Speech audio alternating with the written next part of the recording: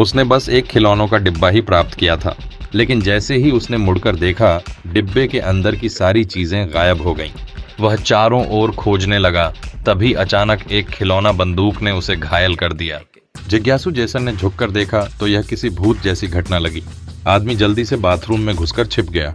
तभी बाहर से गोलियों की तड़तड़ाहट सुनाई दी। आईने से झांककर जेसन ने देखा कि बाहर का माहौल किसी युद्ध क्षेत्र जैसा हो गया है। शानदार सजा हुआ घर पल भर में चकनाचूर हो चुका था। तुम सोच रहे होगे कि जेसन बस यूं ही पिट रहा है, पर असल में वह एक ठंडे दिल वाला पेशेवर हत्यारा है। अब आदमी का पलटवार शुरू हुआ। वह फायरिंग पॉइंट को चकमा देकर पानी के निशानों वाले इलाके तक पहुंचा। उसने छिपी हुई उजी सब मशीन गन निकाली। गुस्से में जेसन ने सोफा पलट दिया, लेकिन नीचे जो दृश्य था उसे देखकर आदमी दंग रह गया। खिलौना सैनिक पीछे हटने लगे और फिर अचानक हथियार उठाकर दोबारा हमला कर दिया। निर्भीक खिलौना सैनिक फिर से आगे बढ़े। तभी अचानक टेबल के नीचे से 3 हेलीकॉप्टर उड़ते हुए बाहर आए। वे निचली उड़ान में आए और कुर्सियों को ढाल बनाकर जेसन के सामने लड़ाकू फॉर्मेशन में आ गए।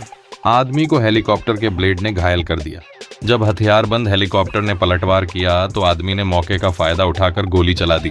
भारी फायरिंग ने जेसन को फिर बाथरूम में छिपने पर मजबूर कर दिया। यकीन करना मुश्किल है, सिर्फ कुछ ही मिनटों में जेसन जख्मों से भर चुका था। उसने जल्दी से पट्टी बांधी।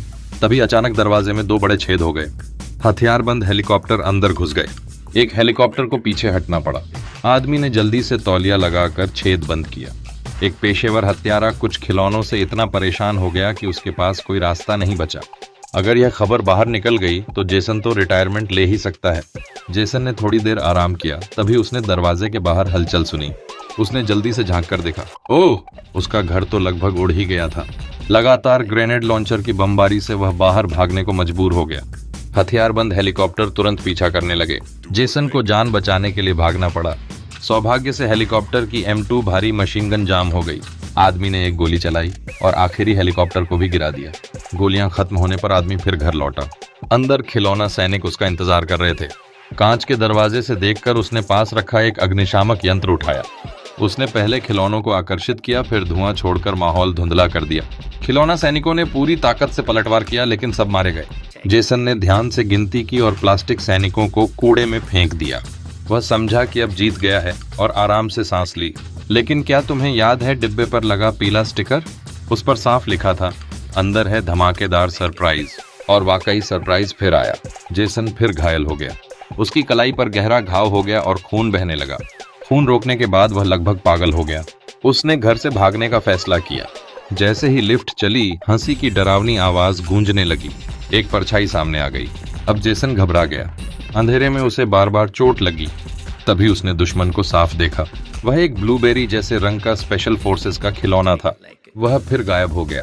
जेसन जैसे तैसे लिफ्ट से बाहर निकला, लेकिन सैनिक फिर प्रकट हो गया।